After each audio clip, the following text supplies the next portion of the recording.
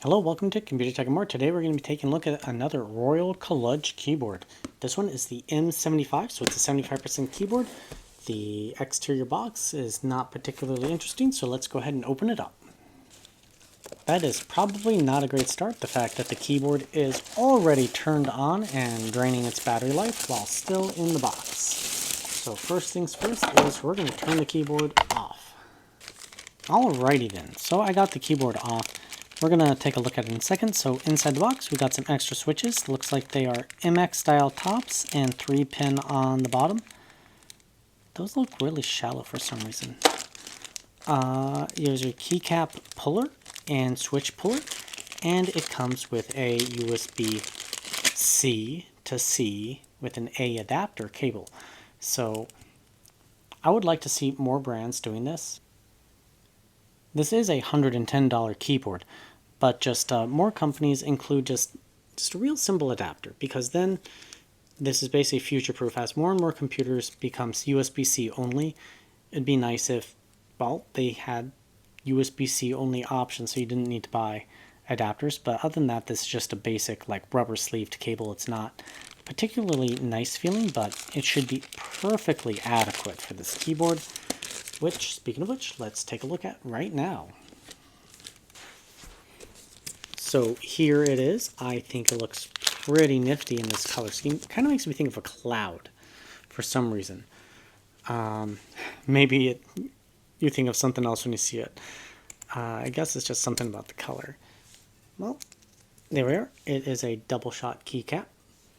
Well, unfortunately, when I was looking, I couldn't tell if this is PBT or ABS, but based on its feel, I think it's PBT, and it is double shot, which is nice, but it's not shine through double shot.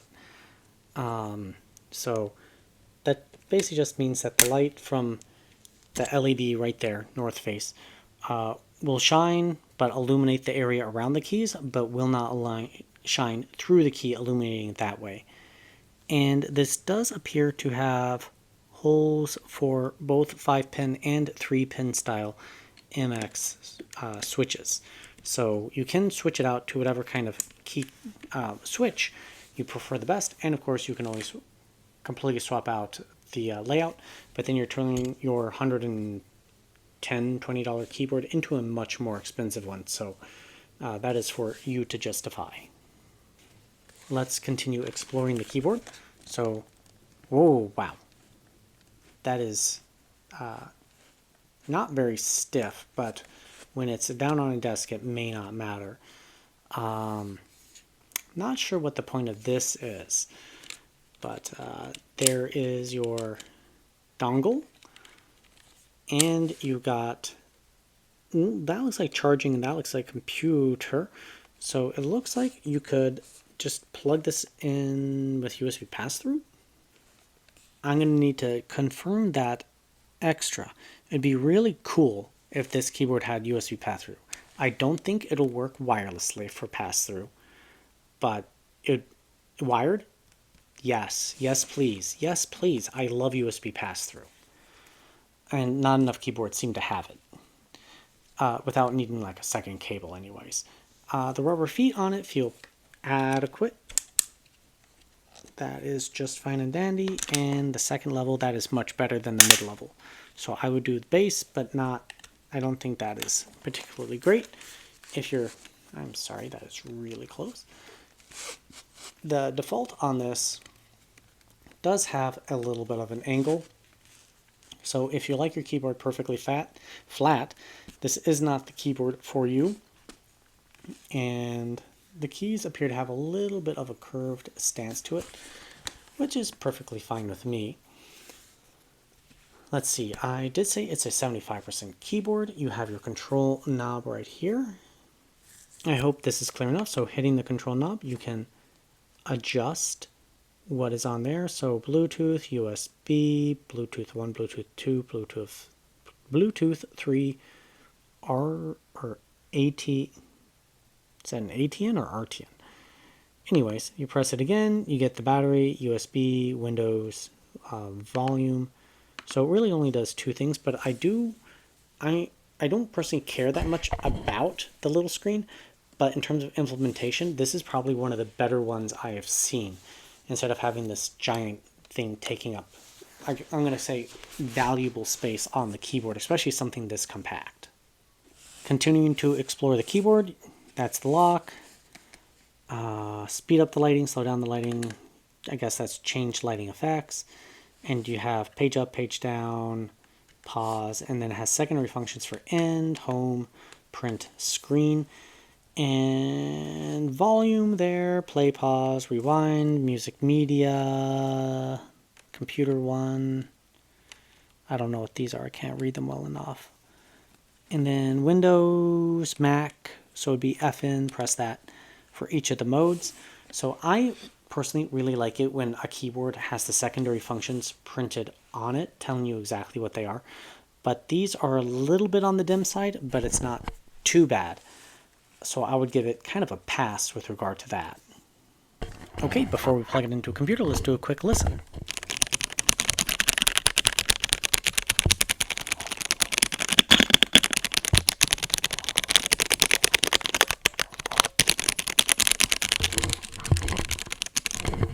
So overall, I think this sounds pretty good. It doesn't sound particularly hollow, and at its price, I would expect it to kind of not sound super hollow. So they're definitely putting, I think, the money in the right areas of the keyboard, as opposed to some other ones where I guess you have to choose what the most important aspects are, unless you're really at hitting the high-end market. And I think they're hitting a lot of really good things, although I don't know if that's coming up on camera. The whole top seems to be depressing. So I'm gonna need to get it on a harder surface and really take a look at that. But build quality I put as adequate, but the feature set seems to be really quite excellent on this keyboard. So let's plug it in and see what's what. So while looking at the software for the Royal Kludge, however the name is pronounced, M75, it is once again on a Google Drive. Sorry, my focus is bouncing in and out of the wazoo. And, well, overall I'm more or less uncomfortable with installing the software off of a Google Drive instead of a known website that I feel I can trust, like Ordi Newfie. I kind of don't trust that much, but it's been around long enough. Royal Kludge is, no offense to the company, more of a Chinese brand, and I feel that there's more inherent risk, so I'm not going to install the software. If you decide to do it, you're more than welcome to do it. I just don't feel comfortable with it personally, since this is a brand I'm not as familiar with at this point. Now, all of that said, you can adjust the backlighting without software, but you are much more limited to what you can actually do. So we have color cycling by pushing the comma/arrow. I'm going to just leave it at blue. Or you can go through color switching modes by pushing FN. Whoops, that was not FN. FN and right here, and it'll do all the different patterns that are available on this keyboard. So, kind of long story short, there is software, however, it's just kind of I don't really trust the brand. The other thing is, you may notice that this seems to rock really easily. And I noticed this after plugging it in. There's an arc. This keyboard is warped. It is permanently warped. So the feet on the sides aren't actually even touching my surface. So it's actually just sitting in the middle. So it's spinny. The price on this keyboard is $119. However, currently, as of filming this review, there's a $30 coupon. But without the coupon, this keyboard is a complete no for me, just already, and I haven't even done the typing test. With the coupon, kind of starts becoming acceptable. Mind, I would return and get another one and hope that it isn't bent. If I got a second one that was bent, I'd just be done with this brand. This is where personal experience kind of matters. So your experience may differ from my experience. And every experience with regard to that is valid, but it's just something to take in mind that the quality control may not be as good with this keyboard. Well, since we're here before getting into the typing test, we have this little knob. Right now it's not. Is it doing anything? Yes, right now I'm controlling my volume on my laptop. If I press in on it, I then have this selector. Can you see that? It's got a little OLED screen. Well, maybe not OLED, but LED screen. And you can select, what the heck is RTN? But Bluetooth 1, Bluetooth 2, Bluetooth 3, the receiver, and USB. We're going to test it with the receiver, but not Bluetooth, because generally speaking, you shouldn't be gaming on Bluetooth to begin with. And we're going to be kind of taking a look at it as kind of typing, and then typing doesn't matter whether Bluetooth or receiver or plugged in, but gaming will, that latency matters whether it's, if the receiver is good enough for gaming or if you need to use it wired only. And continuing with our look of the keyboard, the keycaps are not shine through, they are only shine around. It has a claimed 3,750 milliamp hour battery, 3-pin or 5-pin hot swappable, we mentioned that before, full RGB, 18 plus backlights, and I could not find any relevant information as to what the keycap material is, but based on the feel of it, compared to other keycaps I have, or other keyboards I have that have PBT, I would say that they're probably ABS plastic, and at the $119 price point, that is kind of lacking in material quality. A lot of other keyboards that are about the same price that don't have a warping, mind they don't have the battery, do have PBT keycaps. So batteries do add quite a bit of cost. So you have to choose what you want to focus on. Okay, I've got a USB external drive plugged into the USB port. We're going to see how fast it goes.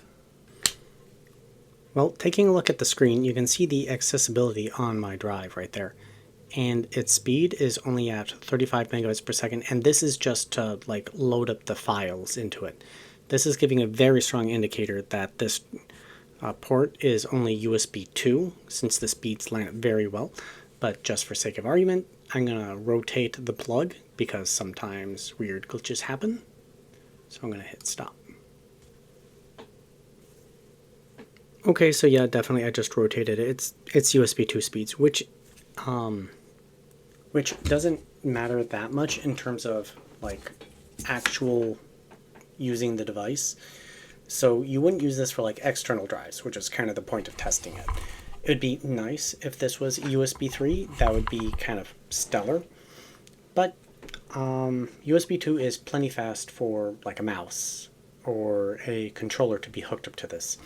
But I don't have the equipment to test latency. So I can't test latency, coming over this way, which could be a major concern if this keyboard already has high latency. Then this is going to be whatever's.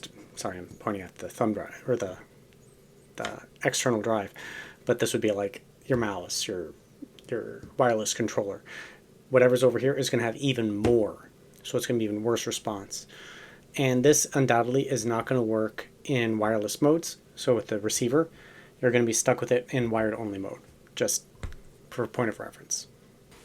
Alrighty, we're about to do the typing test. As always when I do the typing test, I've got the camera pointed at the screen, the keyboard is in front of me, I'm looking past my camera at the screen. I'm a little bit more than maybe a little bit, but I'm dyslexic.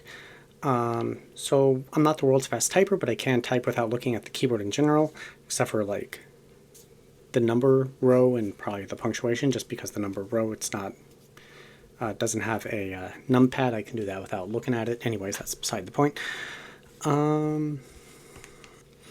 Microphone is going to be pointed at the keyboard so you can hear what it sounds like, and I'm going to give it my best go, and here we go.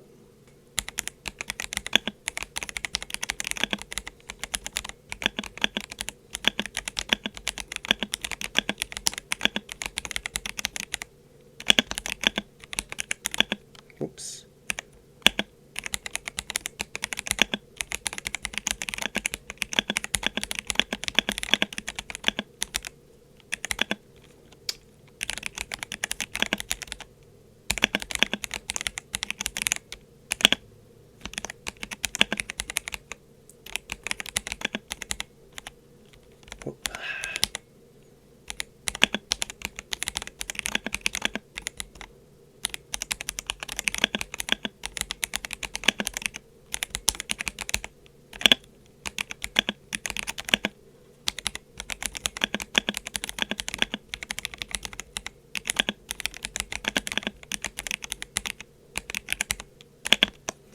Well, that was not my best typing, although that was actually a pretty good rate, 55 at 97. So actually kind of up there. But in terms of the feel, the bump in it, the tactile bump, is not very pronounced in it, so I'm basically just fully compressing the keys to begin with, and I couldn't find any information as to what switch is in there other than them listing it as brown and calling it fast silver switch. There was no real information on it. Okay, here we are in game. My game of choice here is going to be Black Mesa, and we are doing wired first. We will try wireless in a moment. And I've got my Razer Azoth, which it reviewed incredibly well by ratings, and I also particularly like, which is why I actually have it there right now. And we're going to check the keyboard's response time. So actually, let's go ahead and do that now. So, I mean,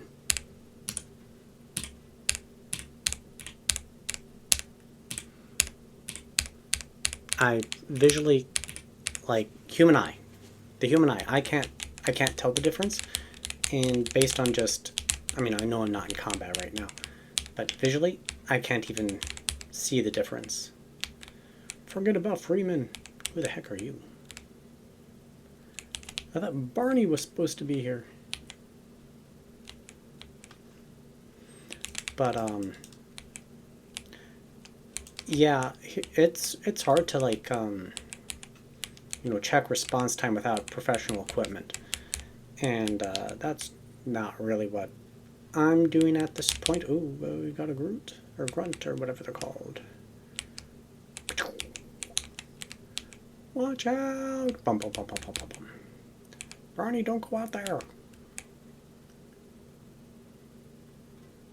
More Vortigons. I suppose I should actually go into combat. That'd be much more interesting to watch. Boom! Barney, I saved your life. Okay, let's keep going. Yeah, I don't feel anything.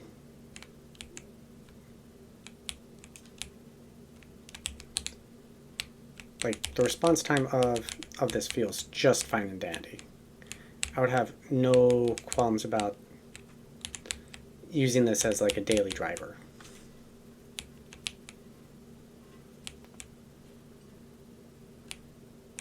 Let's go ahead and switch over to the receiver just real quick.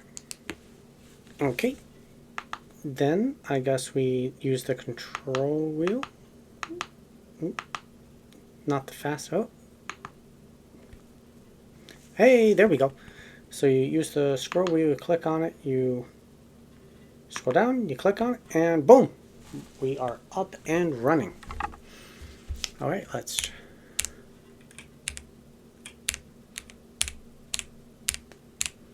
Well, I don't notice any discernible difference. Mind, again, we are still. Get out of my way, dude.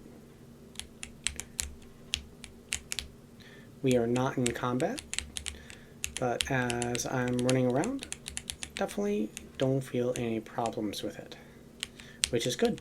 We don't want to oh my goodness.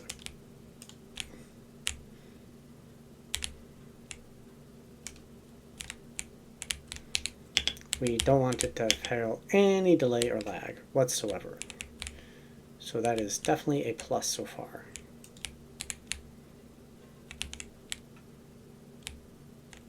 Let him take care of those.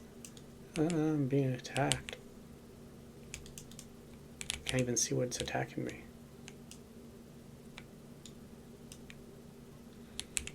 Okay, let's just run away. Doo-doo-doo-doo. Oh, I shot the gun.